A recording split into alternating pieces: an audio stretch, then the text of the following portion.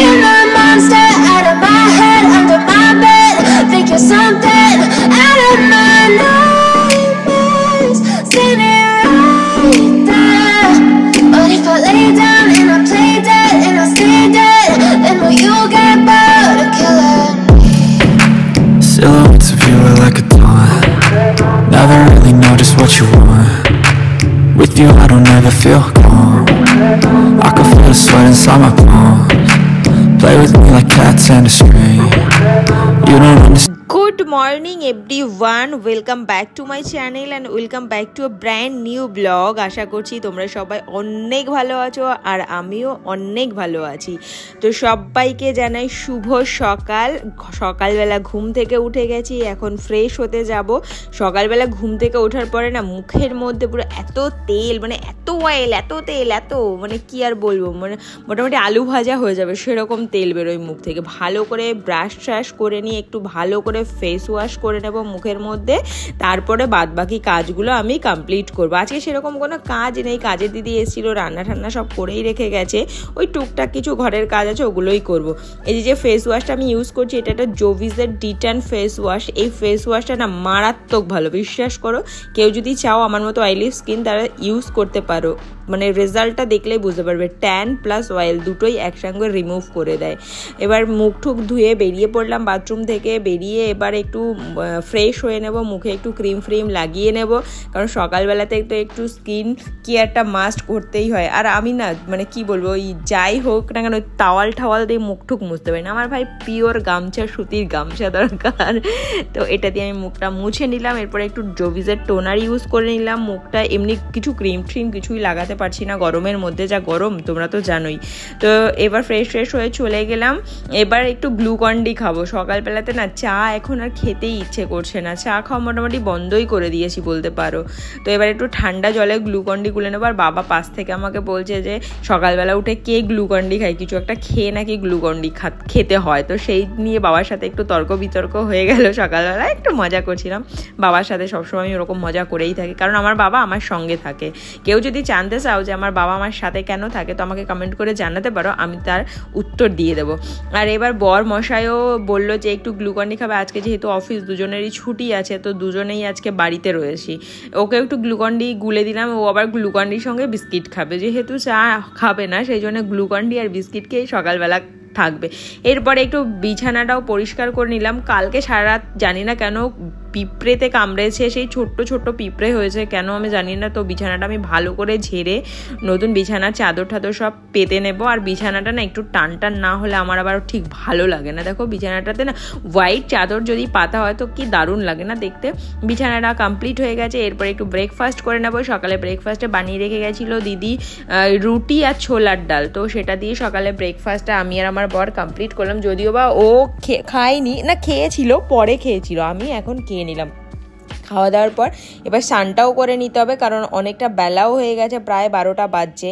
এবার স্নান টান করে পুজো দিতে যাবো। দেখো আমার ব্যালকানিতে না অনেকগুলো মানে 3-4টে জবা ফুল গাছ আছে, তো তার মধ্যে হোয়াইট কালারের যে জবাটা ওটা না রোজই মোটামুটি 1-2 করে ফুটতে থাকে। তো আমি এখন ওই ফুলগুলোও তুলে নিলাম, পুজো দিতে বসে গেছি। আজকে আর বেশি ফুল নেই, কারণ বাবা মনে ফুল আনতে ভুলে গেছে। বাবাই পুজোর দায়িত্ব সব বাবার কাঁধেই থাকে, তো বাবা আজকে একটু যেহেতু দোকানের কাজে আসতে দেরি হবে বাবার, তো সেই জন্য আমি পুজোটা দিয়ে নিলাম। আর এই যে সিংহাসনটা দেখছো না, এটা আমি নতুন নিয়েছি, যেটা তোমাদের আমি মিনি ব্লগে বলেছিলাম না যে একটা সিংহাসন পছন্দ করে রেখে এসেছি, নিয়ে আসলে তোমাদের সাথে শেয়ার করবো। তো বড় ব্লগে আমি সেটা শেয়ার করে দিলাম, জানিও কিন্তু আমার সিংহাসনটা ঠিক কেমন হলো।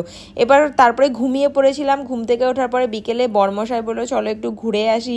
ঘুরতে যাওয়া মানে সেই ডায়মন্ড প্লাজাতেই যাব। তো এই যে কুর্তিটা আমি হাতিবাগান থেকে নিয়েছিলাম, নিউ ব্র্যান্ড কুর্তি, তো সেটা আজকে আমি পরে ফেললাম।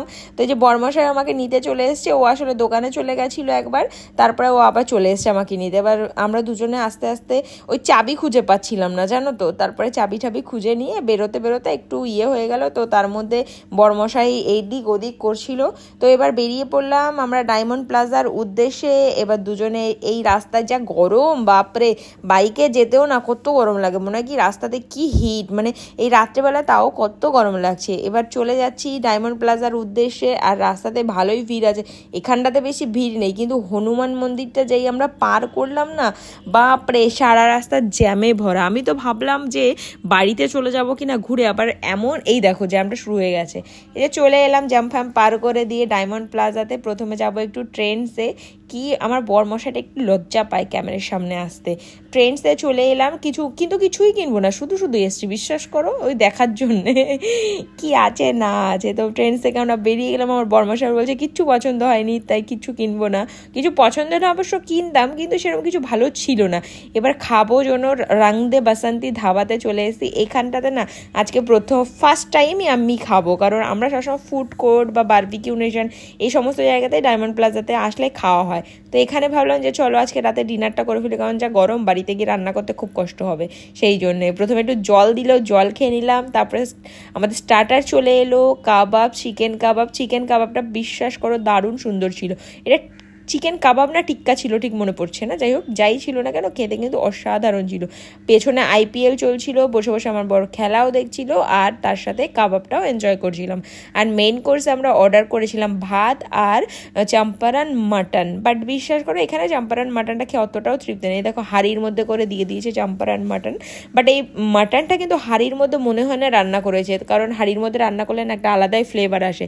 যেটা শ্যামবাজারে একটা ছোট্ট দোকান আছে চম্পারন মিট বলে, ওই দোকানের চম্পারন মাটনটা খেতে জাস্ট এক ঘরে লাগে। এখানেও ছিল ভালো মোটামুটি, তাও খেয়ে নিলাম, ভালো ভালো পিস দিয়েছিল কিন্তু বললে হবে না। তো খাওয়া দাওয়া কমপ্লিট করছি, সাথে IPL, ওফ কি মজা তাই না বলো, আর কি চাই। খেতাম না কিন্তু খেলাম, কারণ রান্না করতে হবে তাই।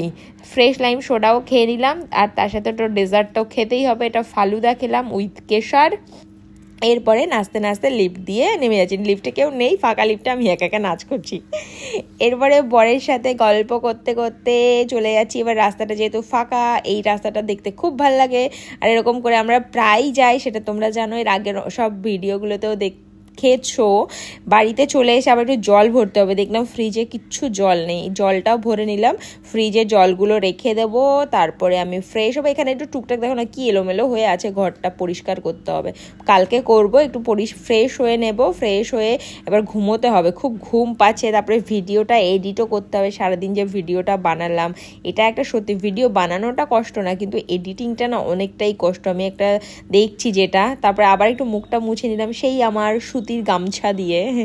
এরপর একটু স্কিন কেয়ারটা করে নিলাম, এবার টোনার লাগিয়ে নিলাম, একটু সিরাম লাগাবো, নাইট ক্রিম লাগাবো, মোটামুটি সবই লাগাবো। আর ও হ্যাঁ, আমি রিসেন্ট যেন একটা নাইট ক্রিম ইউজ করছি, সেটা হচ্ছে ফেসেস কানাডার একটা নাইট ক্রিম। তো ওটা না একটা জেল বেস ময়শ্চারাইজার, এত সুন্দর না যে মানে আমি রোজ মাখতে ভুলে যাই, কারণ ফ্রিজের মধ্যে রেখে দিই ওটা, তো আমার আর নিয়ে এসে মাখা হয় না। তো ভাবলাম আজকে চলো একটু মেখে নিই। এটা এত সুন্দর, সকালবেলা মুখটা এত ফ্রেশ লাগবে না, ওই যে অয়েলিনেসটা মুখে থাকে ওটা অনেকটাই কেটে যায়। তো এই সমস্ত করে বরের সাথে গল্পও করছিলাম, মাঝখানে একটু ঝগড়া হয়ে গেল, বর আর আমার দেখো মুখটা ফ্রেশ হয়ে গেছে। এরপরে ঘুমোতে হবে, ঘুম পেয়ে গেছে। তো দেখা হচ্ছে তোমাদের সাথে নতুন একটা ব্লগের সাথে। যতক্ষণ সবাই ভালো থেকো, সুস্থ থেকো। Thank you for watching, bye, good night.